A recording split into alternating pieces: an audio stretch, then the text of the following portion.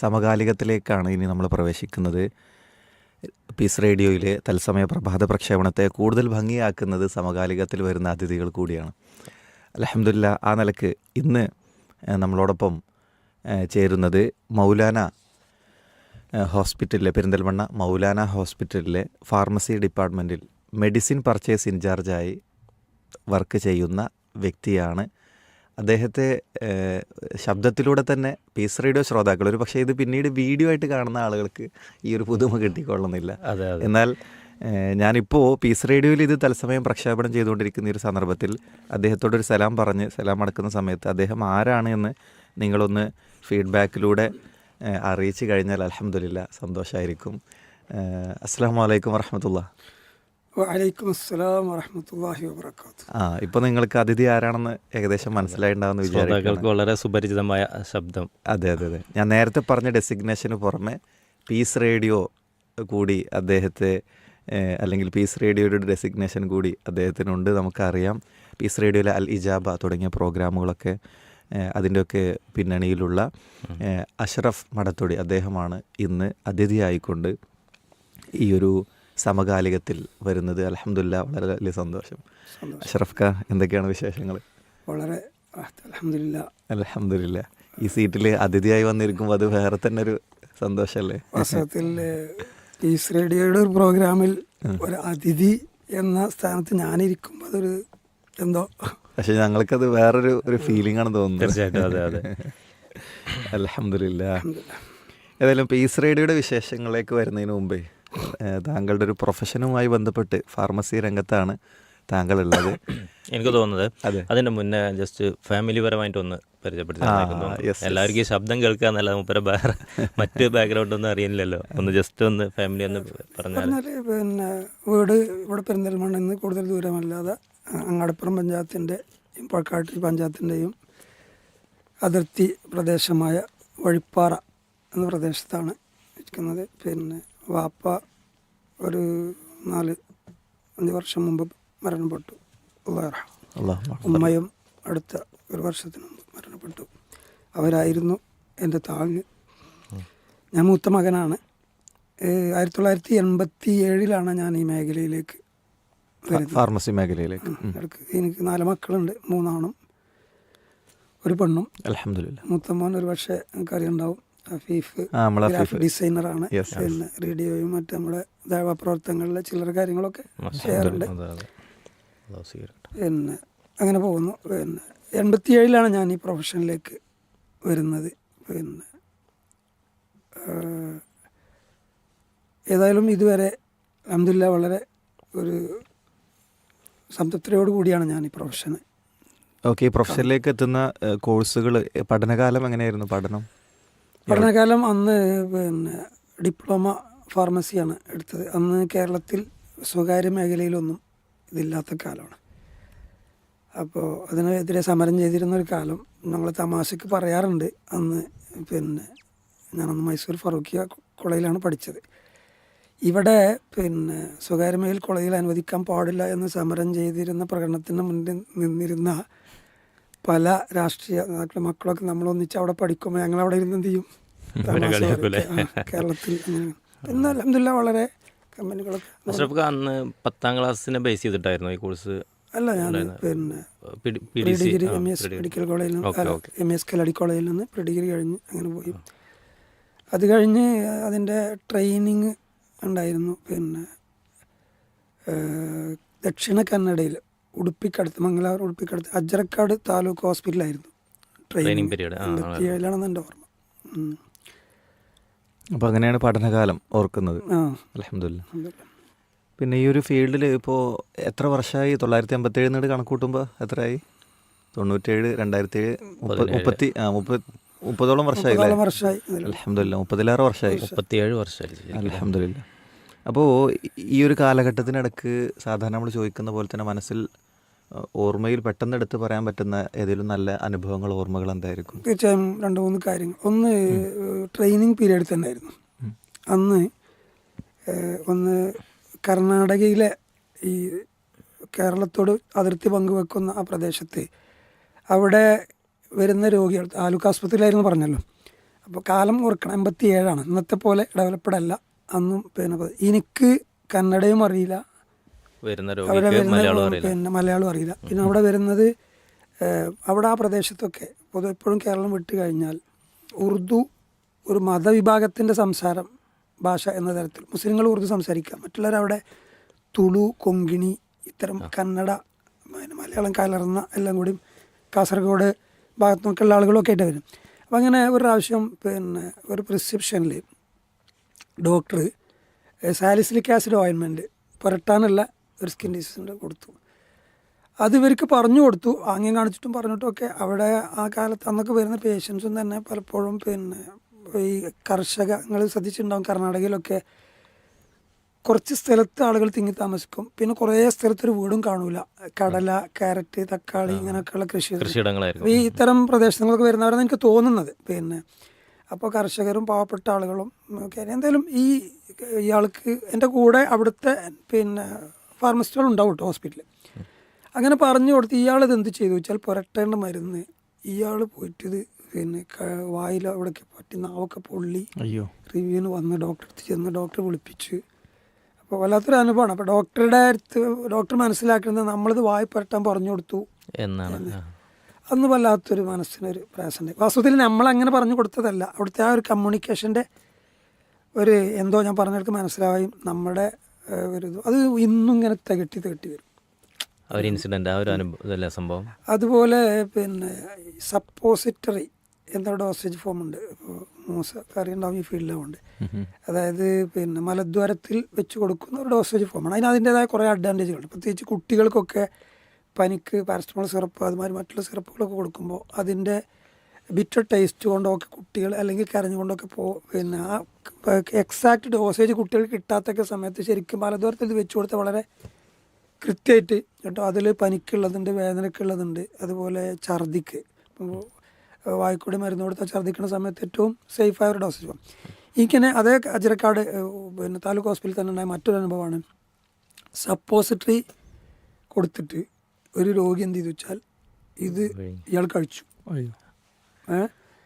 അങ്ങനെ ആകെ പിന്നെ ഒരു തരം നൊരയും പതയും കാഫയൊക്കെ കൂടെ ആയിട്ട് ഇയാൾക്ക് വയറ്റുനിന്ന് പോകാൻ തുടങ്ങി. ഹോസ്പിറ്റലിൽ ഡോക്ടർ അടുത്ത് വന്നു. അപ്പോൾ ഒന്നും ഈ വഴിക്ക് ഡോക്ടർ ചിന്തിക്കണമല്ല, ഇതായിരിക്കും കാരണം. എന്തൊക്കെ കഴിച്ചു എന്തൊക്കെ അങ്ങനെ ചോദിച്ച് അവസാനം പിന്നെ മരുന്ന് കഴിച്ചതിനെ കുറിച്ച് ഇങ്ങനെ പറഞ്ഞപ്പോൾ ഇത് നിങ്ങളെന്ത് ചെയ്തു എന്ന് ചോദിച്ചപ്പോൾ ഇയാൾ പറഞ്ഞു ഇങ്ങനെ. അപ്പോൾ പിന്നെ അന്നും അത് ആ കാലത്താണ്. ഇന്നും വാസ്തവത്തിൽ ഈ സപ്പോസിറ്ററി എന്ന് പറഞ്ഞ ഡോസേജ് ഫോമിനോട് ആളുകൾക്കൊരു പലപ്പോഴും എൻ്റെ തന്നെ അനുഭവം ഉണ്ട്. നമ്മളെ കുടുംബത്തിലും മറ്റൊരു കുട്ടികൾക്ക് പനിക്കത് കൊടുക്കണം, ഇത് വേണ്ട കഴിക്കാനുള്ള വല്ല മരുന്നും തരുമോ. അതെന്തോ ഒരു വഷളത്തരം അല്ലെങ്കിൽ ക്ഷേമം. അങ്ങനെ മലദ്വാരത്തിലൊന്നും മരുന്ന് വെക്കണത് കുറച്ചൊക്കെ കാലത്തിനനുസരിച്ച് മാറ്റം വന്നില്ല. എനിക്ക് തോന്നുന്നു ഇന്നും ചെറിയൊരു ശതമാനമെങ്കിലും ശരിക്കും അത് പ്രായമായ ആളുകൾക്കൊക്കെ കുറച്ചുകൂടി വളരെ എഫക്റ്റീവാണ്. പിന്നെ കോൺസ്റ്റിപ്പേഷൻ, വയറ് ഉറച്ച സംഭവം, അതുപോലെ ഛർദിയുള്ള ആളുകൾ, പിന്നെ മാതിരി വേദനക്ക്, പിന്നെ ഈ കോമ സ്റ്റേജിലൊക്കെ കിടക്കുന്നവർക്കൊക്കെ വളരെ എഫക്റ്റീവാണ്. ഇങ്ങനെ ഈ രണ്ട് അനുഭവങ്ങളാണ് പെട്ടെന്ന് ഓർമ്മ പ്രത്യേകിച്ച്. പിന്നെ ഒന്ന് പിന്നെ കുറേ കാലം ഞാൻ ഈ ഫീൽഡിൽ തന്നെ സൗദി അറേബ്യയിലായിരുന്നു. അവിടെ ഒരു പിന്നെ ഉണ്ടായ അനുഭവം എടുത്ത് പറയാതെ വയ്യ. അവിടെ പൊതുവെ രണ്ട് തരത്തിലാണ് അവിടെ പിന്നെ ഫാർമസികൾ. അവിടെയും ഇവിടെയൊക്കെ ഉൾനാട്ടിലും ഇതൊക്കെ പലപ്പോഴും ഹോസ്പിറ്റലിൽ പോകുകയെന്ന് പറഞ്ഞാൽ എക്സ്പെൻസീവാണ് അന്നത്തെ കാലത്ത്. അപ്പോൾ ഈ യമനികൾ, സുഡാനികൾ, നൈജീരിയൻസ് എല്ലാം ഉള്ള ജിദ്ദയിലെ ഒരു പ്രദേശത്തായിരുന്നു ഞാൻ. അപ്പോൾ സുഖമായിട്ട് അവിടെ എന്താ വെച്ചാൽ വന്നിട്ട് ആളുകൾ രോഗം പറയുക, അത് കൊടുക്കുക, നേരെ ഫാർമസിയിൽ വരും.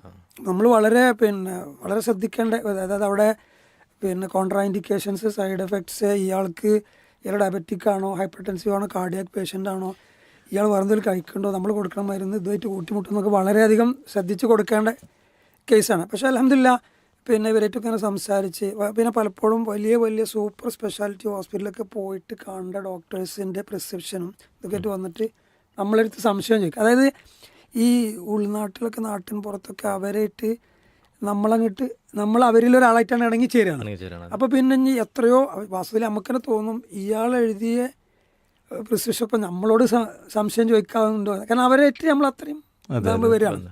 എന്നിട്ട് നമ്മൾ പറഞ്ഞാൽ അവർ കഴിക്കണ ഒരവസ്ഥ. അങ്ങനെ ഒരു പ്രാവശ്യം ഒരു പിന്നെ ഷുഗറിൻ്റെ മരുന്ന് എൻ്റെ തോന്നുന്നു ഒരു യമനി പേഷ്യൻറ്റിന് കൊടുത്ത് ഇയാളുടെ ശരീരത്തിന് അത് പറ്റില്ല. ചില മരുന്നുകൾക്ക് ചിലർക്ക് സൈഡ് എഫക്റ്റ് ഉണ്ടാവുമല്ലോ, അലർജിക്കായിരിക്കും. പാരസ്റ്റമോൾ കഴിച്ചാൽ പോലും ചുവത്ത് തളർന്നു വരുന്ന പേഷ്യൻസ് ഒക്കെ ചിലരുണ്ട്. ഇയാളുടെ വൃഷണ ഭാഗത്ത് വീക്കം വരികയും ചൊറിയുകയും ചെയ്ത് ഇയാളാകെ ഇതായി. മാത്രമല്ല ഇയാൾക്ക് തെറ്റിദ്ധാരണ, വളരെ യമനി ഒരു മലമ്പ്രദേശത്തു നിന്നൊക്കെ വരുന്ന ജബലികൾ എന്നാണ് അവർ പറയുന്നത്. അപ്പോൾ അവരെ സംബന്ധിച്ചിടത്തോളം നിഷ്കളങ്ക മനസ്സിൽ മരുന്ന് മാറിപ്പോയി, അല്ലെങ്കിൽ ഞാൻ കൊടുത്തത് എന്തോ ഇതിൻ്റെ അടുത്തോടി ഒന്നിങ്ങനെ. ഇപ്പോൾ പിന്നെ അന്ന് ഭാഷയുടെ ഒരു പരിമിതി ഉണ്ട് എങ്കിലും ഇയാളെ പറഞ്ഞ് കൺവിൻസ്. സംഭവം എന്താ വെച്ചാൽ ഇയാളുടെ ശരീരത്തിന് ഈ മരുന്ന് പറ്റൂല എന്ന് ഇയാൾക്കറിയില്ല. അങ്ങനെ പറഞ്ഞു കൊടുത്ത് കാര്യങ്ങളൊക്കെ മനസ്സിലായി. അങ്ങനെ പിന്നെ അയാൾ ഡോക്ടറടുത്തൊക്കെ പോയി പറഞ്ഞു. പിന്നെ അയാൾ ഭയങ്കര കൂടുതൽ അന്ന് നമ്മൾ തെറ്റിദ്ധരിച്ചിരുന്ന അയാൾ, എൻ്റെ ഓർമ്മ ശരിയാണെങ്കിൽ ഹാറൂൺ എന്നായിരുന്നു ആ രോഗിയുടെ പേര്. വളരെ അടുത്ത് ഇതായി. പിന്നെ അങ്ങനെ അവരുടെ ഇപ്പോഴും ഇന്നും ഞാൻ സൗദി വിട്ടിട്ട് വർഷങ്ങൾ കുറേ ആയെങ്കിലും ഈ അടുത്ത് വരെ പലപ്പോഴും അവിടുന്ന് പിന്നെ ഞാൻ ചെല്ലുന്ന സമയത്തുണ്ടായിരുന്ന ചെറിയ കുട്ടികളൊക്കെ അവരൊക്കെ വലിയ കുടുംബമൊക്കെ ചില മരുന്നുകൾക്കൊക്കെ ഇന്നും സംശയങ്ങൾ വിളിച്ച് ചോദിക്കുന്ന അവസ്ഥ. ഇതൊക്കെ നമുക്ക് എന്താ വെച്ചാൽ ഈ പ്രൊഫഷണലുണ്ടായ ഒരു നല്ല അനുഭവങ്ങൾ ആണ് എന്നാണ്. അൽഹംദുലില്ലാ. പിന്നെ ഇന്നത്തെ ഒരു ഫാർമസി പ്രാക്ടീസും അന്ന് ഇപ്പോൾ 10-35 വർഷം മുമ്പുള്ള ഫാർമസി പ്രാക്ടീസും തമ്മിലുള്ളൊരു ഡിഫറൻസ് എങ്ങനെ നോക്കിക്കാണാണ്? തികച്ചും ഉണ്ട്. അതിപ്പോൾ ഇങ്ങനെ നിങ്ങൾ പറയുമ്പോഴാണ് ആ വഴിക്കൊക്കെ ചിന്തിക്കുന്നത്. അതായത് അന്ന് പിന്നെ ഫാർമസികൾ കുറവാണ്, ഡോക്ടേഴ്സും കുറവാണ്. പിന്നെ ഉള്ള ഈ സൂപ്പർ സ്പെഷ്യാലിറ്റി ഒന്നും നമ്മളെ കയ്യെത്താത്ത ദൂരത്തൊന്നും ഇല്ല. അന്നിപ്പോൾ മാക്സിമം പ്രധാനത്തിന് എൻഡോക്രൈനോളജി, ന്യൂറോളജി, ഇതൊന്നും ഗ്യാസ്ട്രോഎൻട്രോളജി ഒന്നും അന്നങ്ങനെ ഉണ്ടാകും. കോഴിക്കോട്, എറണാകുളമൊക്കെ പോലത്തെ സ്ഥലങ്ങളിലൊക്കെ ഉണ്ടാവും. പിന്നെ അപ്പം അന്ന് ഈ ഷുഗറിൻ്റെ ഡോക്ടർ എന്നൊക്കെ പറഞ്ഞാൽ അന്ന് MD ആണ്, ഫിസിഷ്യനാണ് കാണാൻ. മിക്കവാറും കേസുകളൊക്കെ MBBS ഡോക്ടേഴ്സാണ് കൈകാര്യം ചെയ്യുക. പിന്നെ അപ്പോൾ അന്നിങ്ങനെ പിന്നെ ഇൻസുലിനൊക്കെ വളരെ റെയറായിട്ട് യൂസ് ചെയ്യുന്ന ഒരു കാലം. ഓറൽ മെഡിസിനാണ്, ടാബ്ലറ്റാണ് കൂടുതൽ കഴിക്കുക. ഞാനിപ്പോൾ ഓർക്കും, എൻ്റെ ഒരു കുടുംബത്തിൽപ്പെട്ട ഒരു പാപ്പാൻ്റെ ഒരു അകന്ന ബന്ധങ്ങൾ മുത്താപ്പ. അപ്പോൾ അവരെ അന്ന് നമ്മൾ പെരിന്തൽമണ്ണയിൽ ഒരു അച്യുതൻ ഡോക്ടർ ഉണ്ടായിരുന്നു, ഫിസിഷ്യൻ. അയാളെ കണ്ട് ഇൻസുലിൻ എഴുതിയിട്ട് ഇന്നൊക്കെ ഇപ്പോൾ ഇൻസുലിൻ എല്ലാവരും സ്വന്തം വെക്കുകയുള്ളൂ. ഇൻസുലിൻ വെക്കാൻ വേണ്ടിയിട്ട് ഞാൻ രാവിലെ ഫാർമസിയിലേക്ക് പോരുമ്പോൾ വീട്ടിൽ പോയിട്ട് അത് വെച്ച് കൊടുത്തിട്ട് ബസ്സിന് പോരും. വൈകുന്നേരത്ത് അത് വെച്ച് കൊടുക്കും. ഡോക്ടറെ അടുത്ത് പോകണമെങ്കിൽ പിന്നെ എന്നെ കൂട്ടി പോകും. അങ്ങനെയൊക്കെയുള്ളൊരു കാലം. പിന്നെ വളരെ പിന്നെ ആളുകൾക്ക് ഇന്നിപ്പോൾ എന്താ വെച്ചാൽ കുറേ കൂടിയും സംവിധാനങ്ങൾ വികസിച്ചു. അതുപോലെ പിന്നെ എൻ്റെ ഉമ്മാൻ്റെ ഉമ്മ അന്ന് പിന്നെ സ്പൈനൽ കോഡിൽ ട്യൂമറൊക്കെ വന്നിട്ട് അന്ന് സ്കാൻ ചെയ്യാൻ വേണ്ടി എറണാകുളം ലിസി ഹോസ്പിറ്റലൊക്കെ കൊണ്ടുപോയൊരു കാലം. അന്ന് ഇവിടെ ഒന്നും ഇല്ല. അപ്പോൾ ആംബുലൻസിലൊക്കെ രോഗിനെ കൊണ്ടുവരാന്ന് പറയുമ്പോൾ അന്നൊക്കെ പിന്നെ മരിച്ചിട്ടാണ് ആംബുലൻസ് കയറ്റേണ്ടവർ. ആംബുലൻസിൻ്റെ കൂക്കും വിളി കേട്ടാൽ ആൾക്കാരന്ന് അത്രയും പേടിക്കണ ഒരു കാലം. ഇന്നിപ്പോൾ എന്താ വെച്ചാൽ കംഫർട്ടബിളാണ്. പിന്നെ ആംബുലൻസിൽ നമുക്ക് കൊണ്ടുവച്ചാൽ പ്രയാസമില്ലാതെ. പിന്നെ മരുന്നും തന്നെ ഒരു ഇത്രയൊന്നും ഫാർമസികളും ഇതൊന്നുമില്ല, ഡോക്ടേഴ്സും ഇല്ല. ഒരു പേഴ്സണൽ അറ്റാച്ച്മെൻറ്റ് ഉണ്ടായിരുന്നു. പിന്നെ അന്ന് വീട്ടിൽ നിന്ന് ഇറങ്ങി പിന്നെ ബസ്സിലാണ് പോരുക. അപ്പോൾ ഒരു 5-8 മിനിറ്റ് നടക്കണം. പോരുന്ന വഴിക്ക് ഉണ്ടാവും ആരെങ്കിലുമൊക്കെ ആയിട്ട് പ്രിസ്ക്രിപ്ഷൻ പിടിച്ചിട്ട് നിൽക്കുന്നുണ്ടാവും. പിന്നെ ഈ വരുമ്പോൾ വയസ്സായ ആളുകളൊക്കെ വല്ലാത്തൊരു അനുഭവങ്ങൾ. പിന്നെ എൻ്റെ കുട്ടി വരുമ്പോൾ ഈ മരുന്നൊന്ന് കൊണ്ടുപോകാം, ഈ മരുന്ന് എന്തിനുള്ളതാണെന്നൊക്കെ ചോദിക്കും. അന്നിപ്പോൾ ഇന്നത്തെ പോലെ പിന്നെ ഏത് പ്രൊഫഷനും ഫാർമസിസ്റ്റ് എന്നല്ല, നഴ്സ്, ഫാർമസിസ്റ്റ്, പിന്നെ അതുപോലെ ഇനിയിപ്പോൾ ഏത് വിഭാഗത്തിലും എൻജിനീയറും ഒന്നും എല്ലാ ഉൾനാട്ടിലൊന്നും അങ്ങനെ ഇല്ലല്ലോ. അപ്പോൾ ഇത്തരം കാര്യങ്ങളൊക്കെ ഇങ്ങനെ അപ്പോൾ നമുക്ക് പക്ഷെ അന്നൊക്കെ ഒരു വല്ലാത്തൊരു അനുഭൂതിയാണ്. നമുക്ക് ഇങ്ങനെ ആൾക്കാർക്കൊക്കെ ചെയ്യാൻ പറ്റില്ല എന്നൊക്കെ അതൊക്കെയാണ് ഇന്നത്തെ. ഇന്നിപ്പോൾ എന്താ വെച്ചാൽ പ്രിൻ്റഡ് പ്രിസ്ക്രിപ്ഷന്, ആ പ്രിസ്ക്രിപ്ഷനിൽ തന്നെ ക്യാപിറ്റൽ ലെറ്ററിൽ അതിൻ്റെ താഴെ അതിൻ്റെ കണ്ടന്റ് ഒക്കെ വരുന്ന ഇത് വരുന്നത്. ഒന്നുമില്ലെങ്കിൽ ഗൂഗിളിൽ കയറി ഇതൊക്കെ സെർച്ച് ചെയ്യാം. അന്ന് വലിയൊരു പ്രശ്നം എന്താ വെച്ചാൽ ഒരു പ്രിസ്ക്രിപ്ഷൻ കിട്ടുമ്പോൾ നെഞ്ചിടിപ്പോട് കൂടിയാണ് നമ്മളന്ന് വായിക്കുക. പഠിച്ചവനത് തെറ്റരുത്, വായിക്കുന്നിടത്ത് തെറ്റിക്കഴിഞ്ഞാൽ മാറുമല്ലോ. അപ്പോൾ അത് മാറി. കാരണം അങ്ങനത്തെ പിന്നെ ഇന്നത്തെ പോലെ അത്ര കൂടുതൽ ബ്രാൻഡുകളൊന്നുമില്ല. അങ്ങനെ ചില കാര്യങ്ങളൊക്കെയാണ് ഇപ്പോൾ അന്നും ഇന്നുമായിട്ട് ഓർമ്മ അതിൽ വരുന്നത്. മറ്റൊന്നിപ്പോൾ ഈ മേഖലയിലെ പുതുതായി പ്രവർത്തിക്കുന്ന ഫാർമസിസ്റ്റുകളോട് അവരോട് നമുക്ക് എന്താണ് പറയാനുള്ളത്? ഇത്രയും കാലത്തെ ഒരു അനുഭവ അവരോട് സമ്പത്ത്. പറയാനുള്ളത് എന്താ വെച്ചാൽ നമ്മൾ ഏതൊന്നിലും ഇതെന്നല്ല ഏതൊന്നിലും പിന്നെ നമ്മളൊരു ആസ്വദിച്ചിട്ട് ജോലി, ഇപ്പോൾ ടീച്ചറായിക്കോട്ടെ, ഒരു എഞ്ചിനീയർ ആയിക്കോട്ടെ, ഫാർമസിസ്റ്റ് ആയിക്കോട്ടെ, ഡോക്ടർ, എന്നാലേ അതിൻ്റെ ഒരു നമുക്ക് ശരിക്കും തുറന്ന് രോഗികളിട്ട് ഒരു പക്ഷേ നമ്മുടെ സ്ഥാപന മേധാവി പിന്നെ ഇട്ട് നമ്മൾ ചിലപ്പോൾ അല്പം പിന്നെ അസ്വാരസ്യങ്ങളൊക്കെ ഉണ്ടായേക്കാം. നമ്മളെ വീട്ടിൽ ചിലപ്പോൾ നമുക്ക് ചില പ്രയാസങ്ങൾ ഉണ്ടായേക്കാം. പിന്നെ നമുക്ക് കിട്ടുന്ന വേതനം ഒരു പക്ഷേ താരതമ്യം ഒരു പക്ഷേ അല്പം കുറഞ്ഞത്. ഇതൊന്നും നമ്മളെ മുമ്പിൽ വരുന്ന രോഗിയാവട്ടെ ആരാവട്ടെ അവരോട് ചിരിച്ച് സംസാരിച്ച് അവരുടെ പ്രശ്നങ്ങളൊക്കെ ഇറങ്ങിച്ചെന്ന് ആകുമ്പോൾ തന്നെ അത് ഒരു പിന്നെ ചിലരൊക്കെ വന്നിട്ട് ഇപ്പോൾ എനിക്കറിയാം, ഞാനിപ്പോൾ പിന്നെ ഒന്ന് പർച്ചേസിലായതുകൊണ്ട് രോഗികളായിട്ട് നേരിട്ട് ഡയറക്റ്റ് കമ്മ്യൂണിക്കേഷൻ ഇപ്പോൾ കുറവാണ്. എങ്കിലും പിന്നെ അന്നൊക്കെ വന്നിട്ട് ഡോക്ടർ കണ്ടു വന്നിട്ട് ആ ഹോസ്പിറ്റലിൽ അല്ലെങ്കിൽ അവിടെ നിന്ന് വന്ന് 5 മിനിറ്റ് ആയിരുന്നു അപ്പോഴും ചോദിക്കും ഇതെന്തിനുള്ളതാണ്. വാസ്തവത്തിൽ രോഗി ഡോക്ടറെ അടുത്ത് പോയി കാര്യങ്ങളൊക്കെ പറഞ്ഞു കൊടുത്ത് ആ രോഗത്തിന് ഡോക്ടർ എഴുതിയ മരുന്നാണ്. എന്നിട്ടും വന്നൊരു ഫാർമസിയോട് ചോദിക്കുകയാണ് ഇതെന്തിനുള്ളതാണ്. സത്യത്തിൽ നമുക്ക് ഈ മരുന്നുകളൊക്കെ പരിചയപ്പെടുത്തിയിരുന്ന എപ്പോഴും ഫാർമസിസ്റ്റുകളാണ്. ഡോക്ടർ അത്രത്തോളം മരുന്ന് എക്സാക്റ്റ് ആയിട്ടാണ് പറഞ്ഞു തരാറില്ലല്ലോ. ഇത് എങ്ങനെ കഴിക്കണം, എപ്പോൾ കഴിക്കണം, എന്ത് നമ്മളെപ്പോഴും അപ്ഡേറ്റഡ് ആയിരിക്കണം. അതെ അതെ അതെ. പിന്നെ ഫീൽഡിൽ വരുന്ന മാറ്റങ്ങൾ നമ്മൾ അപ്പോൾ ഇങ്ങനെ ഇവർ വരുമ്പോൾ സമയത്ത് നമ്മൾ എന്ന് വെച്ചാൽ ആളുകൾ പിന്നെ വളരെ നിഷ്കളങ്കരും പാവങ്ങളും ഇന്നത്തെ പോലെയല്ല, അന്നൊന്നും അത്രയും വിദ്യാഭ്യാസം കയറുന്നതുകൊണ്ട് അപ്പോൾ പിന്നെ ഒരു 3 ദിവസം മതി എന്ന് പറയും. എല്ലാ മരുന്നും അങ്ങനെ തന്നെ. അതിലെന്ന് വെച്ചാൽ അത് അവിടെ നമ്മൾ ചെയ്യേണ്ട ഒരു കാര്യം എന്ന് വെച്ചാൽ ചിലത് ഓക്കെ അങ്ങനെ കൊടുക്കാം, ഇപ്പോൾ പെയിൻ റിലീവറോ ചിലത് നമ്മൾ വാസ്തവത്തിൽ ഇപ്പോൾ 5 ദിവസം കഴിക്കേണ്ട പിന്നെ ഇന്ന് വളരെ യൂസേജ് കുറഞ്ഞ ആൻറ്റിബയോട്ടിക് ഗണത്തിൽ വരുന്നതാണ് ഈ ട്രൈമെത്തോപ്രം വിത്ത് സൾഫാമെക്സസോൾ, ബാക്ടീരിയൻ ഫോർട്ട് എന്നൊക്കെ പറഞ്ഞ പഴയ കാലത്ത് നന്നായി വെച്ചു.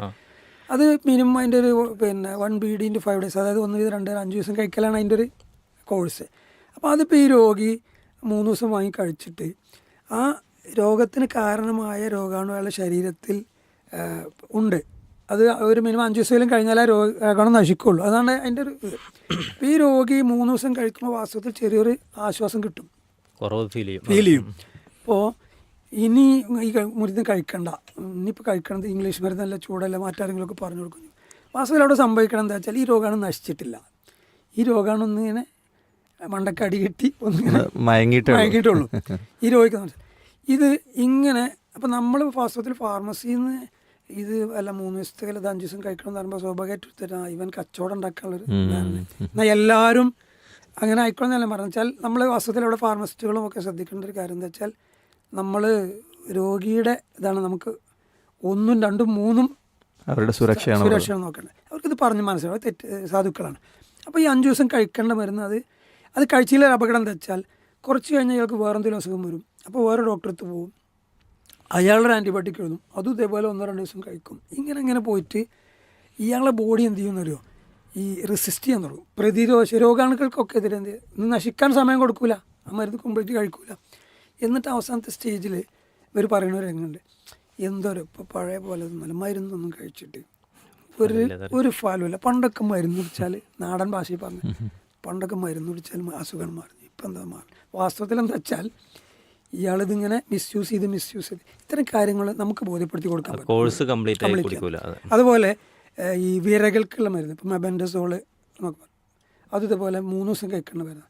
അത് 3 ദിവസം കഴിക്കുക, ആ സ്ട്രിപ്പ് കട്ട് ചെയ്യാൻ തന്നെ പറ്റില്ല. പക്ഷേ എനിക്ക് 2 ദിവസം മതി പറഞ്ഞാൽ മനസ്സിലായില്ല എന്താ ചെയ്യുക. അവിടെയും വാസ്തവത്തിൽ ഈ പിന്നെ കുട്ടികളിലൊക്കെ വൈകുന്നേരങ്ങളിൽ മലദ്വാരത്തിലുണ്ടാകുന്ന ചൊറിച്ചിലും കാര്യങ്ങളും ഈ സ്വീറ്റ്സൊക്കെ അധികം കഴിക്കുന്നവർക്ക് അടച്ചിട്ടുണ്ടാകും. അപ്പോൾ ഇത് 3 ദിവസം കഴിച്ച് പിന്നെ ഒരു 15 ദിവസം കഴിഞ്ഞിട്ട് വീണ്ടും കഴിക്കാൻ പറയും. പിന്നെ 1 മാസം അല്ലെങ്കിൽ 2 മാസം കഴിഞ്ഞിട്ട് റിപ്പീറ്റ്. അത് വെച്ചാൽ ആ പിന്നെ വിരയുടെ ശല്യം ശരീരത്തിൽ നിന്ന് മാറ്റാനാണ്. അപ്പോൾ അത് രോഗിക്കറിയില്ല. അത് നമ്മൾ എന്ത് ചെയ്യണം, അവർക്ക് ആശ്വാസത്തിൽ പറഞ്ഞു കൊടുക്കണം. പിന്നെ ചില മരുന്നുകൾ ഇപ്പോൾ പിന്നെ ഈ വന്ന് ചോദിക്കുമെന്ന് പറഞ്ഞില്ല ഇനി എന്തിനുള്ളതാണ്. അപ്പോൾ അതിൽ പലപ്പോഴും പിന്നെ ഉണ്ടാകുന്നൊരു സംഭവം എന്താ വെച്ചാൽ ഇപ്പോൾ ഒരു ഓർത്തോ ഡോക്ടറെ അടുത്ത് പോയി അല്ലെങ്കിൽ മറ്റൊന്ന് 2-3 മരുന്നുകൾ എഴുതി. അപ്പോൾ ഈ മരുന്നുകൾ കഴിക്കുമ്പോൾ സ്വാഭാവികമായിട്ടും ഒരു ഗ്യാസ്ട്രിക് ഇറിറ്റേഷൻ, വയറ്റിൽ എരിച്ചിൽ വരും.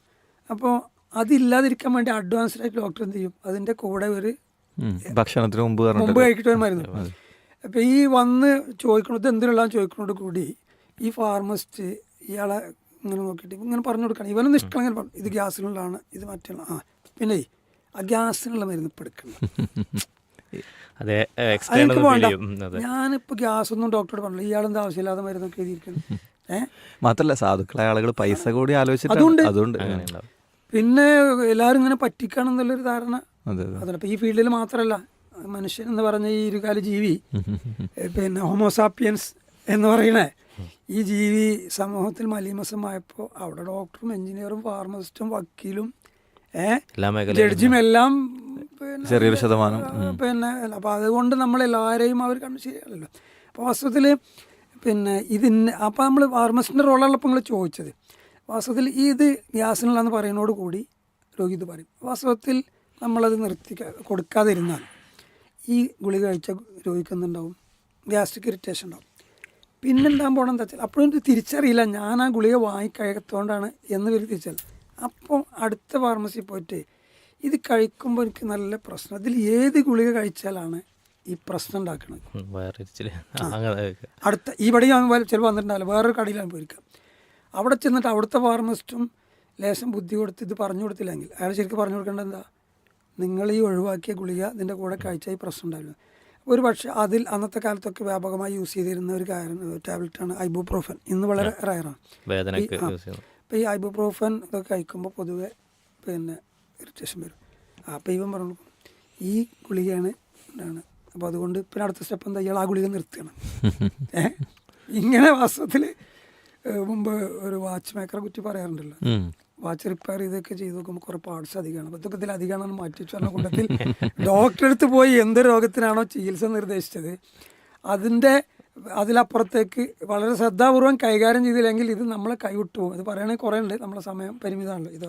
അപ്പോൾ ഇത്തരം കാര്യങ്ങളിൽ വളരെ ശ്രദ്ധിച്ച് പിന്നെ അതുപോലെ ചില മെഡിസിൻ്റെ കൂടെ കഴിക്കാൻ പറ്റില്ല, ചിലത് മുമ്പ് കഴിക്കേണ്ടത് മുമ്പേ കഴിക്കണം, രാത്രി കഴിക്കേണ്ടത് രാത്രി. അപ്പോൾ ചില മെഡിസിൻ ആൻറ്റി ഹിസ്റ്റമിൻ ഈ അലർജിക്കുള്ളത് ഒക്കെ ഇന്ന് പിന്നെ അത്തരം അതിന് പൊതുവുള്ളൊരു ഇതാണ്, ചെറിയൊരു സെഡേഷൻ വരും, ഒരു മയക്കം വരും.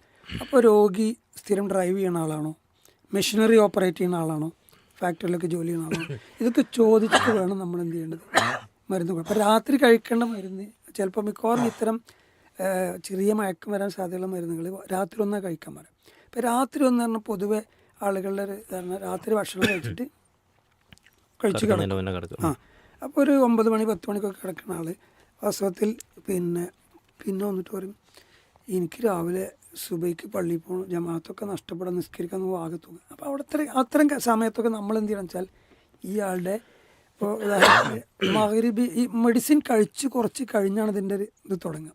അപ്പോൾ ഒരു മഗ്‌രിബ് നിസ്കരിച്ച് കഴിഞ്ഞോ അല്ലെങ്കിൽ ഏഷ കഴിഞ്ഞ ഉടനെ തന്നെ നേരത്തെ ഭക്ഷണം കഴിച്ചിട്ട് നിങ്ങൾ ഇത് കഴിക്കും. എന്നാൽ ഇയാൾ കിടക്കാൻ തുടങ്ങുമ്പോഴേക്ക് എന്താവും? ഇതിൻ്റെ ദൂരം സുബൈ ബാങ്ക് കൊടുക്കുമ്പോഴേക്ക് ഇതിൻ്റെ സെഡേഷൻ്റെ ഒരു പരിധി വരെതാവും. ഇല്ലെങ്കിൽ ഇയാൾക്ക് ഡ്രൈവിംഗ് ജോലിയാണെങ്കിൽ അയാളെ എങ്ങനെയാണോ 24 hours ഡ്രൈവിംഗാണ്. ഇപ്പോൾ ലോങ് ഇൻഡർസ്റ്റേറ്റ് നാഷണൽ പെർമിറ്റ് ലോറിയിലൊക്കെ ജോലി ചെയ്യുന്ന ആൾക്കാരുണ്ടാവും, മെഷീൻ ഓപ്പറേറ്റ് ചെയ്യുന്നവരുണ്ടാവും. ഇതൊക്കെ ഇതൊന്നും ഡോക്ടർ ഒരു പക്ഷേ വിശദമായി ചോദിച്ചിട്ടുണ്ട്. അതിലൊക്കെ നമുക്ക് വലിയൊരു റോളുണ്ട്. പിന്നെ ചിലപ്പോൾ അത് പിന്നെ വല്ലാ പ്രയാസം ഉണ്ടെങ്കിൽ അത് അര കഴിച്ചാൽ മതി എന്ന് പറയേണ്ടത്. അതുപോലെ തന്നെ പിന്നെ എന്താ പറയുക, ആൻറ്റിബയോട്ടിക് പറഞ്ഞു. പിന്നെ ഈ ആളുകൾക്ക് ഉണ്ടാകുന്ന മറ്റൊരു ഇതാണ് ഈ അപസ്മാരം പോലെയുള്ള രോഗത്തിനുള്ള മരുന്നുകൾ, ആൻറ്റി എപ്പിലെപ്റ്റിക് എന്ന് പറയും. അതുപോലെ ഷുഗറിൻ്റെ മരുന്ന്, പ്രഷറിൻ്റെ മരുന്ന്, പിന്നെ ഹൃദ്രോഗവുമായി ബന്ധപ്പെട്ട ഇതിലൊക്കെ ആളുകൾ ഇന്ന് കുറേ മാറ്റം വന്നിട്ടുണ്ടെങ്കിലും അന്നൊക്കെ ഉണ്ടായെന്ന് വെച്ചാൽ ഇപ്പോൾ സ്ഥിരം ഒരു ഗുളിക കഴിച്ചുകൊണ്ടിരിക്കുമ്പോൾ ആ രോഗം കൺട്രോൾഡായിരിക്കും. ഇപ്പോൾ അപസ്മാരത്തിൻ്റെ ഒരു മരുന്ന് ഡോക്ടർ പിന്നെ വാസ്തവത്തിൽ ഇത് ചിലപ്പോൾ ലോങ് ലൈഫ് കഴിക്കേണ്ടതായിരിക്കും. അപ്പോൾ രോഗിയെ പിന്നെ ഒരു ബേജാറാക്കാതിരിക്കുക എന്ന തരത്തിൽ നിങ്ങൾ ആജീവനാന്തം കഴിക്കേണ്ടിരുന്ന ഡോക്ടർ പറയില്ല തുടക്കത്തിൽ.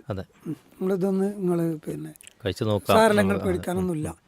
പിന്നെ ആകെ പേടിച്ച് ബേജാറായി ഇതുണ്ടാകുമ്പോൾ അടുത്തുള്ള ആൾക്കാരൊക്കെ കൂടി താക്കോൽ കൊടുക്കലും അങ്ങനത്തെ കുറേ ഇരുമ്പ് എന്തെങ്കിലും കൊടുത്തതൊക്കെ മാറുന്നതാണ് ഇന്ന് പോലും പല എഡ്യൂക്കേറ്റഡ് ആൾക്ക് പോലും അങ്ങനത്തെ വിശ്വാസങ്ങൾ. ഇങ്ങനെയൊക്കെ വന്ന രോഗിനോട് നിങ്ങൾ കാലാകാലം ഇതിന് മരുന്ന് കഴിക്കേണ്ടി വരുന്ന പറഞ്ഞാൽ എന്താവും, ആ ഡോക്ടർ ശരിയല്ല, വേറെ എവിടെയെങ്കിലും പോയി വെക്കുക എന്നുള്ള അപ്പോൾ ഡോക്ടർ എന്ത് ചോദിച്ചാൽ രോഗിനെ സാരല്ല ശരിയാവും എന്നൊക്കെ പറഞ്ഞ് മെഡിസിൻ കൊടുത്ത് നിങ്ങളൊരു 15 ദിവസം കഴിഞ്ഞിട്ടൊന്ന് വരും, ഒരു മാസം കഴിഞ്ഞിട്ടൊന്ന് വരും. അങ്ങനെ ഒരു പക്ഷേ 1 or 2 റിവ്യൂ പോകും. പിന്നെ ചിലപ്പോൾ ഫാർമസിയിലെ വരിക. അപ്പോൾ ഇത് തുടർന്ന് കഴിക്കണതുകൊണ്ട് ഇതിപ്പോൾ ഇങ്ങനെ സ്ഥിരം ഇങ്ങനെ കഴിച്ചാൽ പ്രയാസമല്ലേ. അപ്പോൾ വാസ്തവത്തിൽ അവിടെയൊക്കെ നമ്മൾ ചെയ്യാൻ തുടക്കണം വെച്ചാൽ ഇത് പിന്നെ ഇന്ന് രാവിലെ കഴിച്ച ഗുളിക കൊണ്ട് ഇന്ന് വൈകുന്നേരം വരെ ഈ ഫിറ്റ്സ് കൺട്രോൾ ചെയ്ത് പോകാൻ കഴിഞ്ഞു എന്നുള്ളതാണ്. നാളെ വരാൻ പോകുന്നതിന് ഇതൊരു ന്യൂറോ ഡിസോർഡറാണ്. പിന്നെ സോഡിയം പൊട്ടാസ്യത്തിൻ്റെ ഫ്ലോകളും തലച്ചോറിലേക്കുള്ള ഇതൊക്കെ. അപ്പോൾ അതിന് നാളെ ഈ രോഗിക്കൊരു ആശ്വാസം കണ്ട് ഇന്ന് വൈകുന്നേരം കഴിക്കണം. ഈ കാര്യം ഇയാൾക്ക് പറഞ്ഞു കൊടുത്താൽ പ്രശ്നമില്ല. അതുപോലെ ഉറക്കം കൃത്യമായി വേണം, പിന്നെ സ്ട്രെയിൻ എടുക്കാൻ പാടില്ല, അങ്ങനെയൊക്കെ. അതുപോലെ തന്നെ BP ഷുഗറുള്ള ആളുകളൊക്കെ പലപ്പോഴും നോക്കിയിട്ടുണ്ടെന്ന് വെച്ചാൽ സ്ഥിരം ഇങ്ങനെ മരുന്ന് കഴിക്കും. കുറച്ച് കഴിഞ്ഞിട്ട് അവർ ടെസ്റ്റ് ചെയ്യുമ്പോൾ ഒക്കെ നോർമലാണ്. ഇനി കഴിക്കണ്ട. വാസ്തവത്തിൽ ഈ നോർമൽ ആവാൻ കാരണം ഞാൻ ഇന്നലെ രാത്രി കഴിച്ച ഗുളിക കൊണ്ടാണ് ഞാൻ ഇന്ന് രാവിലെ കഴിച്ചപ്പോൾ നോർമലായത്. അപ്പോൾ അതുകൊണ്ട് ഞാനിപ്പോൾ 5-6 മാസമായി മരുന്നൊക്കെ കഴിക്കണം. ഇനി ഞാൻ ഗുളിക നിർത്താൻ ഞാൻ സ്വയം നിർത്തും. എന്നിട്ട് ഒരു പക്ഷേ ഇയാൾ ഡ്രൈവിങ്ങിലോ അല്ലെങ്കിൽ പിന്നെ മറ്റിടത്ത് മെഷീനറി ഓപ്പറേറ്ററിലൊക്കെ അവിടെ നിന്ന് ചിലപ്പോൾ ഫിറ്റ്സോ അല്ലെങ്കിൽ ഹൈപ്പോഗ്ലൈസീമിയ വരാം, ഇങ്ങനെയൊക്കെ അത്തരം കാര്യങ്ങളൊക്കെ നമ്മളിവരെ ഡോക്ടേഴ്സിനേക്കാൾ കൂടുതൽ നമുക്ക് എന്ത് ചെയ്യാൻ പറ്റും, ഇവരായിട്ട് ആക്കാൻ പറ്റും. പിന്നെ ഇവർ കഴിക്കുന്ന മരുന്നുകൾ അന്വേഷിച്ചിട്ട് നമ്മൾ കൊടുക്കുന്ന മരുന്നും ഇതും തമ്മിൽ കോൺട്രാ ഇൻഡിക്കേറ്റഡ് ആവണോ എന്ന് നോക്കിയിട്ട് ആണെന്ന് തോന്നുകയാണെങ്കിൽ ഡോക്ടർക്ക് വിട്ടതൊക്കെ. ചില ഭക്ഷണങ്ങൾ, ചില മരുന്ന് കഴിക്കുമ്പോൾ പാല് കഴിക്കാൻ പറ്റില്ല, പിന്നെ അങ്ങനെയൊക്കെയുള്ള ചില ഇതൊക്കെ ഉണ്ടാവും. അത്തരം കാര്യങ്ങളൊക്കെ പിന്നെ ഫാർമസിസ്റ്റുകൾ എന്ത് ചെയ്യണം വെച്ചാൽ കേവലം പ്രിസ്ക്രിപ്ഷൻ വന്ന് അതിലെഴുതിയത് എടുത്തു കൊടുക്കുന്നതിന് പകരം അപ്ഡേറ്റഡ് ആയിരിക്കണം. പിന്നെ മറ്റൊരു പ്രശ്നം എന്താ വെച്ചാൽ ചിലപ്പോൾ ഒരു രോഗി 2-3 ഡോക്ടേഴ്സ് കണ്ടിട്ടുള്ളൂ. അപ്പോൾ ഓർത്തോ ഡോക്ടർ കണ്ടു, കാൽമുട്ട് വേദനയുണ്ട്, അയാൾ എന്ത് ചെയ്തു, നേരത്തെ ഞാൻ പറഞ്ഞ പോലെ വേദനക്കും ഉള്ളത് കൊടുത്തു, ഒരു കാൽസ്യം വൈറ്റമിൻ D3 കൊടുക്കും, അതിൻ്റെ കൂടെ ചിലപ്പോൾ ഗ്യാസ്ട്രിക് ഇറിറ്റേഷനിലായിരിക്കാൻ വേണ്ടിയിട്ടുള്ളൂ. ഇതേ രോഗി ചിലപ്പോൾ മറ്റൊരു ഡോക്ടർക്ക് പോയിട്ടുണ്ടാവും. ഈ ഓർത്തോ ഡോക്ടർ കണ്ട വിവരം പലപ്പോഴും രോഗികൾ മറ്റാൾ പറഞ്ഞിട്ടുണ്ടാവില്ല. അപ്പോൾ അവരെന്ത് ചോദിച്ചാൽ അവരും എഴുതിയ ഗുളികയുടെ കൂട്ടത്തിൽ സ്വാഭാവികമായും ഗ്യാസ്ട്രിക് ഇറിറ്റേഷൻ ഇല്ലായിരിക്കാൻ വേണ്ടി അവരും ഒന്ന് എഴുതും. ചിലപ്പോൾ 3ാമത്തെ ഒരാളെടുത്തും പോവും, അയാളും എഴുതിയിട്ടുണ്ടാവും. ഇത് 3ഉം കൊണ്ടുവരണം എവിടെ, ഫാർമസിസ്റ്റിൻ്റെ കയ്യിലാണ് ഇത് കിട്ടുന്നത്. വാസ്തവത്തിൽ ഇയാളത് 3ഉം ബില്ലടിക്കുമ്പോൾ ഇയാൾ നോക്കണം എല്ലാറ്റിലും എന്ത് ഒരു പ്രീപെയ്ഡ് ടാബ്ലറ്റ് റാപ്രസോളോ പാൻഡപ്രസോളോ റാൻറ്റിഡിനോ ഒക്കെ ഉണ്ടെങ്കിൽ ഈ 3ഉം കൂടി രോഗിക്ക് കൊടുത്താൽ എന്തായിരിക്കും അവസ്ഥ? അതിന് ഡോക്ടറെ കുറ്റപ്പെടുത്താൻ പറ്റും? ഇല്ല. രോഗിയെ കുറ്റപ്പെടുത്താൻ പറ്റില്ല. അവിടെയൊക്കെ നമുക്ക് വലിയ റോളുണ്ട്. അപ്പോൾ അതിൽ ഇതിങ്ങനെയാണ്, അത് മതി എന്ന് പറഞ്ഞ് കാര്യങ്ങളൊക്കെ ചെയ്തു. സത്യത്തിൽ ഫാർമസിസ്റ്റിൻ്റെ അടുത്ത് അപ്പോൾ ഒരുപാട് റോളുണ്ട്. ഒരുപാട് റോളുണ്ട്, വളരെയധികം ശ്രദ്ധിച്ച് കൈകാര്യം. ഇത്രയധികം പൊതുവേ നമുക്ക് ഇപ്പോൾ ഫാർമസിസ്റ്റുകളിൽ നിന്ന് കിട്ടുന്നുണ്ടോ എന്ന് വെച്ചാൽ ഞാൻ പേഴ്സണലി പറയും, നിങ്ങൾ ഈ പറഞ്ഞ അത്ര ആഴത്തിലൊന്നും നമുക്ക് കിട്ടുന്നില്ല എന്ന് പറയേണ്ടി വരും. അവരുടെ തിരക്ക് കൊണ്ടോ അല്ലെങ്കിൽ കടയിലുള്ള തിരക്ക് കൊണ്ടോ ഒക്കെ ആവാം, മരുന്നെടുത്ത് വരുന്നു, അത്യാവശ്യം കാര്യങ്ങളൊക്കെ പറയും. നിങ്ങൾ ഈ പറഞ്ഞ പോലെ ആഴത്തിലുള്ള സേവനമൊക്കെ കിട്ടിയിരുന്നെങ്കിൽ ഒരു പക്ഷേ രോഗികൾക്ക് ഒന്നുകൂടി മെച്ചം. അതോടൊപ്പം തന്നെ ഒരു കാര്യം ചോദിക്കാനുള്ളത്, ഈ രോഗികൾ മാത്രമല്ല, രോഗിയെ പരിചരിക്കുന്ന ആളുകളും സത്യത്തിൽ ഒരുപാട്. ഇതിൻ്റെ കൂടെ ചേർക്കേണ്ട ഒരു കാര്യം, പിന്നെ എൻ്റെ 1-2 അനുഭവങ്ങൾ എന്താണെന്ന് പറയാമല്ലോ. ഫാർമസിസ്റ്റ് പറയുമ്പോൾ ഇപ്പം നമ്മൾ വാസ്തവത്തിൽ ഇപ്പോൾ സ്ട്രീറ്റ് ഫാർമസിയിലെ ഫാർമസിസ്റ്റുകൾ ഉണ്ടാവും, ഹോസ്പിറ്റലാണെങ്കിൽ IP ഫാർമസിസ്റ്റ് ഉണ്ടാവും, ഓപ്പിയാണ്. ഇപ്പോൾ IPയിലൊക്കെ നമ്മൾ പലപ്പോഴും ഇപ്പോൾ നമുക്ക് കേവലം ഞാൻ നേരത്തെ പറഞ്ഞല്ലോ, ഇത് ആസ്വദിച്ച് ചിലത് നാളെ പരലോകത്ത് നമുക്കൊരു കൂലി കിട്ടണ നമ്മളെ ചില ഇടപെടലുകൾ ഒരു രോഗിയുടെ ജീവൻ രക്ഷിക്കണം. നമുക്ക് ഭയങ്കര പ്രാർത്ഥന കിട്ടും. ചിലതൊക്കെ ഇത്രയും കാലമായിട്ട് ഞാനത് കുടിച്ചുകൊണ്ടിരിക്കുന്നു, പിന്നെ വയസ്സാരൊക്കെ എൻ്റെ കുട്ടി പറഞ്ഞെന്നുകൊണ്ട് അങ്ങനെ ഉണ്ടല്ലോ, അവരുടെയൊക്കെ ഒരു പ്രാർത്ഥന നമുക്ക് വല്ലാത്തൊരു. അതുപോലെ ഇപ്പോൾ നമുക്കറിയാം, പിന്നെ പല ഡോക്ടേഴ്സും ഇത് സംസാരത്തിലൊക്കെ വരാറുണ്ട്. അതുപോലെ നമുക്കും അതിൽ വലിയ റോളുണ്ട്. ഇപ്പോൾ ഉദാഹരണത്തിന് നമ്മൾ ഒരു പേഷ്യൻറ്റിന് IP പിന്നെ അഡ്മിറ്റഡ് പേഷ്യൻസിൻ്റെ അടുത്ത് കൂടി ഹോസ്പിറ്റലൊക്കെ പോകുന്ന സമയത്ത് ഒരു ഫാർമസിസ്റ്റ് ഇങ്ങനെ നോക്കുമ്പോൾ ഒരാളുടെ പിന്നെ ഊരവേദനയ്ക്കൊക്കെ അഡ്മിറ്റ് ചെയ്യുന്ന സമയത്ത് അരയിൽ വലിയ ഏൽസോ ഉറുക്ക് അല്ലെങ്കിൽ ചെറിയ കുട്ടീൻ്റെ കൈമുണ്ടാവും ഒരു ചെറിയ കറുത്ത ചരട് അല്ലെങ്കിൽ കറുത്തൊരു കുത്ത്. വാസ്തവത്തിൽ പിന്നെ ഷിഫയാൻ വേണ്ടിയിട്ട് അവർ യഥാർത്ഥത്തിൽ രോഗം അള്ളാഹു നൽകുന്നതാണ്. അതിനുള്ള മരുന്നുകളും ഉണ്ട്, പ്രാർത്ഥനകളും ദിക്റുകളും ഇതൊക്കെ ഉണ്ട്. അത് ചെയ്യേണ്ടതിന് പകരം പിന്നെ അനിസ്ലാമികമായ ശിർക്ക് വരുന്ന നരകത്തിലേക്ക് എത്തുന്ന സംഭവങ്ങൾ രോഗികളടുത്ത് നമ്മൾ കാണുക. എന്നിട്ട് ഞാനൊരു ഫാർമസിസ്റ്റ് അല്ലേ, എനിക്കിപ്പോൾ ഈ മരുന്നിൻ്റെ കാര്യം പറഞ്ഞാൽ പോരെ, ഞാനതിൽ ഇടപെട്ട അവർക്ക് എന്താ തോന്നുക എന്ന് മാറി. പക്ഷേ അവിടെ ഒന്നും നമ്മൾ വല്ലാത്തൊരു, നാളെ റബ്ബിൻ്റെ കോടതിയിൽ നമ്മൾ ചോദ്യം ചെയ്യപ്പെടും ഇത് കണ്ടിട്ട്. ആ ഉമർ റളിയല്ലാഹുവിൻ്റെ സംഭവമൊക്കെ എനിക്ക് ഓർമ്മ വരാം. ഇപ്പോൾ നമ്മളിപ്പോൾ കയ്യിലിപ്പോൾ ഈ കഴിഞ്ഞ ആഴ്ച പോലും ഉണ്ടായൊരു സംഭവം, പിന്നെ എന്താ ഈ ചരട് വെച്ചു, അല്ല അതിങ്ങനെ ഒന്നുമില്ല, പിന്നെ വെറുതെ ഇങ്ങനെ അപ്പോൾ ആളുകൾ കുട്ടിയെ കാണാൻ വരും. അപ്പോൾ കുട്ടിക്ക് കണ്ണേറ് തട്ടരുത് എന്നാണ് ആ സാധുവിൻ്റെ വിശ്വാസം. വാസ്തവത്തിൽ കണ്ണേറ് സത്യമാണ്, അതിന് ഹക്കും റസൂലുള്ളാഹി സ്വല്ലല്ലാഹു അലൈഹി വസല്ലം ഹദീസ് ഉണ്ട്, അതിന് പ്രാർത്ഥനകളും ഉണ്ടല്ലോ, ദിക്റുകളും ഒക്കെ പറഞ്ഞു കൊടുത്തത്. അതൊന്നും ഇവർക്കറിയില്ല. അപ്പം നമുക്കതൊക്കെ റസൂൽ സ്വല്ലല്ലാഹു അലൈഹി വസല്ലം പേരക്കുട്ടികളെ കൈ തല വെച്ച് കെലിമത്തില്ലാഹി താമ്മ മിൻ കുല്ലി ശൈത്താനിൻ എന്നൊക്കെ പറഞ്ഞ് ആ പ്രാർത്ഥനയൊക്കെ പറഞ്ഞു കൊടുത്ത് അവിടെയൊക്കെ ഫാർമസിന് റോളുണ്ടെന്ന് ഞാൻ പറഞ്ഞു. മരുന്ന് മാത്രമല്ല, അവരെ പരലോകത്ത് സ്വർഗത്തിലേക്ക് എത്തിക്കുന്നത് പോലും പിന്നെ ഇത്തരം കാര്യങ്ങളിലൊക്കെ കവളത്തൊക്കെ കൊള്ളുന്നതൊന്നല്ല, കണ്ണേറ് തട്ടാതിരിക്കാൻ വേണ്ടി ഇത്തരം കാര്യങ്ങളൊക്കെ നമുക്ക്. ഞാൻ നേരത്തെ ചോദിച്ച ചോദ്യത്തിലേക്ക് ഒന്നുകൂടി, പരിചരിക്കുന്ന ആളുകളെ, രോഗിയെ പരിചരിക്കുന്നവരും സത്യത്തിൽ കുറേ കാര്യങ്ങൾ ശ്രദ്ധിക്കും. അവരാണല്ലോ ഈ മരുന്ന് എടുത്തു കൊടുക്കുന്നതൊക്കെ. അത് PCD ശ്രോതാക്കൾക്ക് വേണ്ടി എനിക്ക് തോന്നുന്നത് പറയുകയാണെങ്കിൽ ഒരുപാട് കാര്യങ്ങളുണ്ട്. ഒന്ന്, പലപ്പോഴും പിന്നെ മരുന്ന് എത്ര വിദ്യാഭ്യാസമുള്ള ആളാണെങ്കിലും പിന്നെ ഇപ്പോൾ ആരോഗ്യപരമായിട്ട് നല്ല രോഗി നേരിട്ട് മരുന്നെടുത്ത് കഴിക്കുന്ന ഒരു സാഹചര്യം പരമാവധി ഒഴിവാക്കലാണ് നല്ലത്. ഒരാൾ പിന്നെ ഞാനെത്ര എക്സ്പെർട്ടാണെങ്കിലും ശരി, എനിക്ക് മറ്റുള്ളടത്തുണ്ട്. കാരണം അതിൽ ഒരുപാട് അപകടങ്ങൾ. ഒന്ന്, പിന്നെ സാധാരണ കണ്ടുവരാറുള്ള എന്ന് വെച്ചാൽ ആളുകൾ ഓർമ്മയില്ലാതെ എല്ലാ കവറൊന്നും മെഡിസിനും പുറത്തെടുക്കും. ഒരുമിച്ച് കവറുമുണ്ടാവും, 1 വീതൽ 3 നേരം ഉണ്ടാവും, 2 നേരം ഉണ്ടാവും, രാത്രിയൊക്കെ ഉണ്ടാവും. പിന്നെ ഏത് മരുന്ന് ഏത് കവറിന്ന് എടുത്തു എന്ന് അറിയില്ല, മാറി വെക്കാനുള്ള സാധ്യത കൂടുതലാണ്. എന്നിട്ട് ഒരു ധാരണയിൽ ഞാൻ ഇതിൽ നിന്നാണ് ഇരിക്കും എടുത്തത് എന്ന നിലക്ക് ചിലപ്പോൾ എന്ത് ചെയ്യും, ഷുഗറിൻ്റെ ഗുളിക 2 നേരം കഴിക്കണം, 3 നേരം കഴിക്കും, എന്താവും ഷുഗർ താഴും, ഹൈപ്പോഗ്ലൈസീമിയ ആകും. എന്നിട്ട് മക്കളൊക്കെ ഉണ്ടാവും. അവർ ഇപ്പോൾ ഈ പിന്നെ ന്യൂ ജനറേഷൻ എല്ലാവരും തിരക്കിലാണല്ലോ, മരുന്ന് കഴിച്ചില്ലേ ഒക്കെ റെഡിയാണ് മരുന്ന്. എന്നിട്ട് പെട്ടെന്ന് ഇവർ ജോലിക്ക് പോയ സമയത്താവും ഷുഗർ ഇതാണ് ആസ്പത്രി വേണ്ട സംഭവം എന്തായിരിക്കും ഉണ്ടാവും. അപ്പോൾ അതുകൊണ്ട് ആരായാലും ഒരു മരുന്ന് ഒരു കവറിന്ന് എടുത്തിട്ട് അത് കഴിച്ചിട്ട് ആ കവറിലേക്ക് ഇട്ടിട്ട് അടുത്ത മരുന്ന് എടുക്കുക. മറ്റൊന്ന് ശ്രദ്ധിക്കണം വെച്ചാൽ ഏത് മരുന്ന് എടുക്കുമ്പോഴും ഗുളികേൻ്റെ സ്ട്രിപ്പിൻ്റെ ഒരു ഭാഗത്തായിരിക്കും ഇതിൻ്റെ ബാച്ച് നമ്പർ എക്സ്പയറി പോലെയൊക്കെ ഉണ്ടാകും.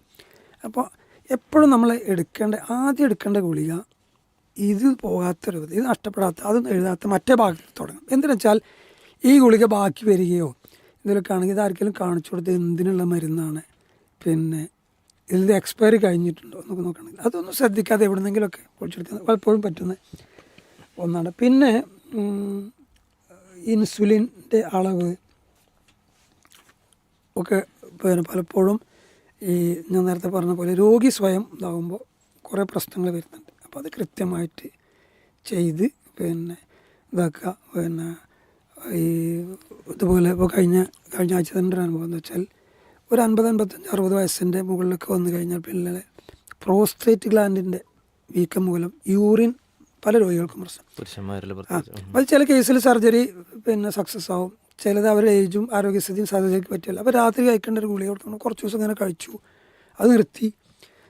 ചെന്നപ്പോൾ പിന്നെ മൂത്രം രാത്രി ബെഡിലൊക്കെ പോവുകയാണ്, ആകെ പ്രശ്നമാണ്, പ്രയാസമാണ്. അപ്പോൾ അവന് പൈപ്പ് ഇടാന്നുണ്ട്. അപ്പോൾ ഇങ്ങനെ കാര്യങ്ങളൊക്കെ നോക്കുമ്പോൾ സംഭവം എന്താ വെച്ചാൽ ഈ ഗുളിക നിർത്തിയിരുന്നു. ഇത് സ്ഥിരം കഴിക്കേണ്ട ഒരു ഗുളികയാണ്. അപ്പോൾ എപ്പോഴും പിന്നെ ഒരു മെഡിക്കൽ അഡ്വൈസ് അനുസരിച്ച് മറ്റൊരാൾ മാത്രമല്ല, അതിൽ വേറൊന്നെന്താ വെച്ചാൽ പിന്നെ നമ്മൾ അറിയില്ല, വാർദ്ധക്യത്തിലെത്തിയ മാതാപിതാക്കളെ കിട്ടിയിട്ട് സ്വർഗം വാങ്ങാത്തവൻ നശിച്ചു പോകട്ടെ 3 പ്രാവശ്യം റസൂലുള്ളാഹി സ്വല്ലല്ലാഹു അലൈഹി വസല്ലം മദീന പള്ളിയിലെ മെമ്പർമ്മ കയറിയപ്പോൾ ആമീൻ പറഞ്ഞപ്പോൾ സാഹബത്ത് ചോദിച്ചില്ല. എനിക്ക് പലപ്പോഴും അതിങ്ങനെ ഓർമ്മ വരും.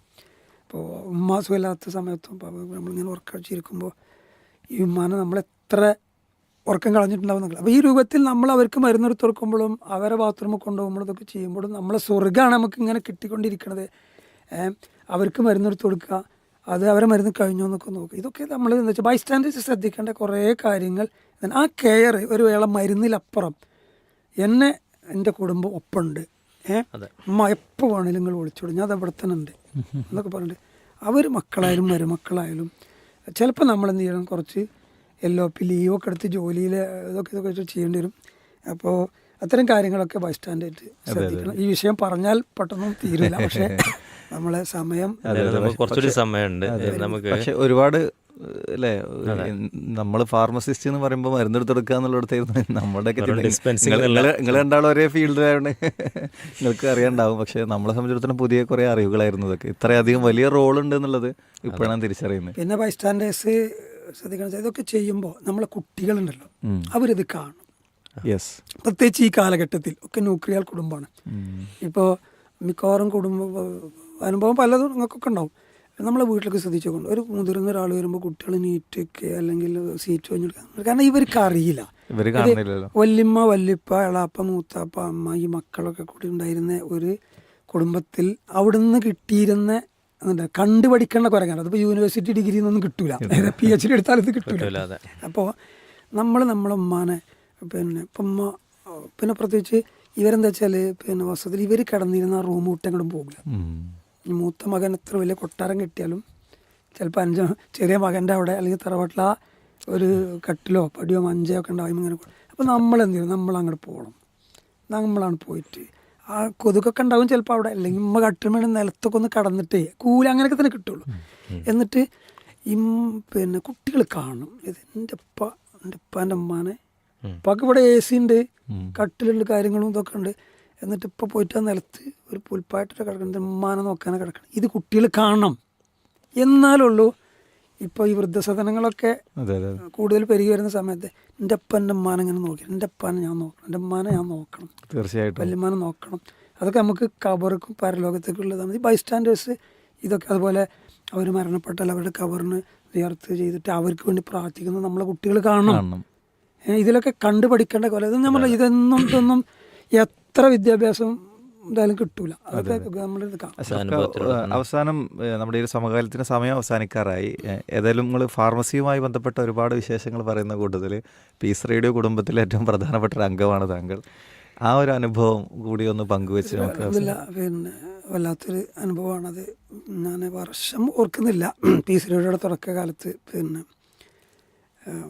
എൻ്റെ അടുത്ത ദിവസത്തുള്ള ഇപ്പോൾ ഇന്ന് വിസ്തം യൂത്തിലെ സജീവ മെമ്പറായ മുനീർ കോൾവ മുനീർ നമ്മളെ താജുദ്ദീൻ സുലാഹി നമ്മളെ പീസ് റേഡിയോ CEO പറഞ്ഞിട്ട് അല്ല ഡയറക്ടർ പണം തോന്നുന്നു എന്നെങ്ങനെ വിളിപ്പിച്ചൊരു മീറ്റിങ്ങിന് വന്നു. അന്ന് വാസ്തവത്തിൽ എൻ്റെ ഈ പ്രൊഫഷനുമായി ബന്ധപ്പെട്ട്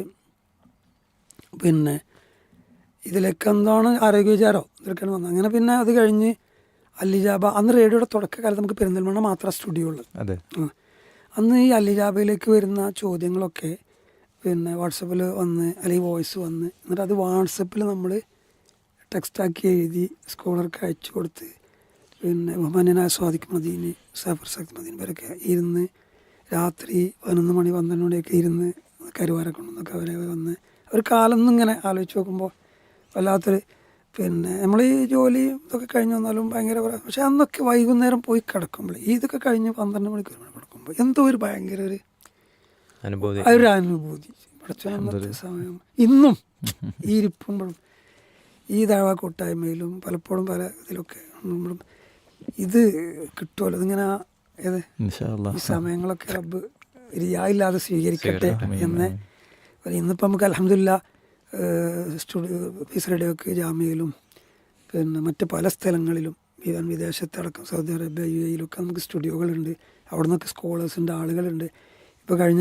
ഇപ്പോൾ നമ്മൾ അലിജാബ ലൈവ് തുടങ്ങിയപ്പോൾ കഴിഞ്ഞ ആഴ്ചയിലൊക്കെ ബഹുമാന്യനായ ഉമർ ഫൈസി ഖത്തറിൽ നമ്മൾ ആ സാങ്കേതിക സംവിധാനങ്ങളുമായി ഇവിടുന്ന് ഞാൻ ചോദ്യം ചോദിച്ചു ലൈവില് ഉമർ ഫൈസി അവിടെ നിന്ന് ഉത്തരം പറഞ്ഞ ശ്രോതാക്കൾ ചോദിക്കുന്ന കാലം അത്ര കൂടുതലൊന്നും കഴിഞ്ഞിട്ടില്ല.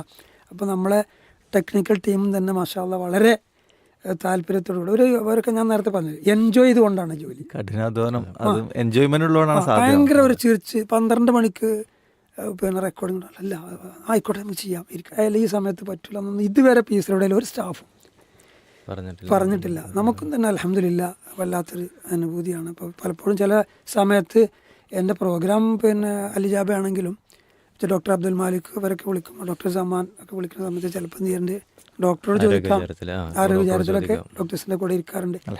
എന്തിനു ക്ഷണിച്ചാലും ഇത് പരലോകത്തേക്ക് കൂലി കിട്ടുന്നത് ആർച്ചീവിൽ ഇങ്ങനെ വർഷങ്ങളോളം ഇത് ആളുകൾക്ക് ഉപകാരപ്പെടുമല്ലോ എന്ന തലക്ക് അതൊരു തന്നെ. ഏതായാലും ഈ ഒരു ഹൈറിൽ ഭാഗവാക്കായിക്കൊണ്ട് തന്നെ ഇങ്ങനെ പിന്നെ ഈ ലോകത്തോട് വിട പറയണം. അതുവരെ ഈ നന്മയുടെ കൂട്ടായ്മയിൽ കഴിയുന്നത്ര ചെയ്യണം. മക്കളെയും ഒക്കെ ആ രൂപത്തിൽ ഞാൻ അൽഹംദുലില്ലാ, അള്ളാഹു അതിനുള്ള തൗഫീഖ് നൽകട്ടെ. ആയുസ്സും ആഫിയത്തും ഒക്കെ നൽകി അനുഗ്രഹിക്കട്ടെ. അഷ്റഫ് ഖാനെ എനിക്ക് വ്യക്തിപരമായിട്ട് അറിയാൻ, കാരണം ഞങ്ങൾ നാട്ടുകാരാവുന്നതുകൊണ്ട്. അപ്പോൾ അദ്ദേഹം പിന്നെ ഇപ്പോൾ പ്രൊഫഷണലി ഉള്ള കാര്യങ്ങൾ അദ്ദേഹം സൂചിപ്പിച്ചു. അതുപോലെ തന്നെ പീസ് റേഡിയോയുടെ ഒരു സന്തത സഹചാരിയാണ് അദ്ദേഹം. നമുക്ക് നേരത്തെ നിങ്ങൾ പറഞ്ഞ പോലെ തന്നെ നമ്മളൊരു ടീമിലെ ഒരു മുഖ്യ ഘടകം കൂടിയാണ്. അതുപോലെ തന്നെയാണ് അദ്ദേഹം നമ്മുടെ നാട്ടിലും ദേവാരംഗത്ത് സജീവമായിട്ട്. നമ്മളൊക്കെ ഒരു പക്ഷേ ഈ ഒരു ഇതിലേക്ക് കുറച്ചുകൂടി സജീവത വരാൻ കാരണം ഞാൻ മുപ്പരെത്തിയ ഒരു മുഖസ്തുതി പറയല്ല, കാരണം നമ്മളൊരു അഷ്റഫ് ഖാൻ ഇസ്ലാമിക് ഓർഗനൈസേഷൻ്റെ ഞാനിപ്പോൾ പിന്നെ ശാഖ പ്രസിഡന്റ്, മണ്ഡലം പ്രസിഡന്റ്, ജില്ലാ എക്സിക്യൂട്ടീവ്, സ്റ്റേറ്റ് കൗൺസിൽ, ഇങ്ങനെ ചെറിയ പള്ളി മദ്രസ കാര്യങ്ങളിലെല്ലാം വളരെ ആത്മാർത്ഥമായിട്ട് ഇടപെടുക, അതിൻ്റെ കാര്യങ്ങളിലൊക്കെ സജീവത ഉണ്ടാവുന്ന ഒരു വ്യക്തിയാണ്. സ്വീകരിക്കട്ടെ.